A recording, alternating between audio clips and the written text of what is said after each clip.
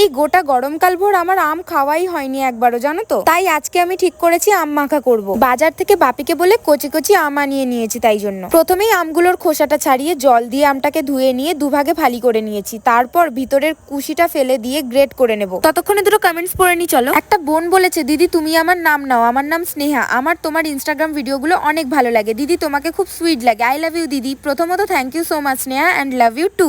আরেকটা বোন কমেন্ট করেছে, দিদি আমি তোমার ভিডিও প্রতিদিন দেখি, আমার নাম নিও প্লিজ, আমার নাম শামিমা আক্তার। এভাবে ভালোবাসার জন্য অনেক ধন্যবাদ বোনু। তো আমি আমগুলোকে এভাবেই ঠিক গ্রেট করে নিয়েছি দেখো। এবার এর মধ্যে একে একে লবণ, লঙ্কার গুঁড়ো, জিরে গুঁড়ো আর ধনে গুঁড়ো মিশিয়ে দেবো। না, আমি হাবিজাবি বেশি কিন্তু মশলা দেবই না, কারণ কি আমি মনে করি এতে আমের যে আসল যে টকটক স্বাদ সেটাই ঠিক পাওয়া যায় না। তাই আমি এই 4টে উপকরণ দিয়েই ভালো করে মাখা করে নেবো আমটা। তো এবার দেখো তো কার কার জিভে জল আসছে। আর কে কে আমার মতো এরকম আম মাখা খেতে ভালোবাসো আমাকে কিন্তু অবশ্যই কমেন্টে জানাবে। আর খেতে কেমন ছিল সেটা আমার রিয়াকশন দেখেই বুঝে নাও।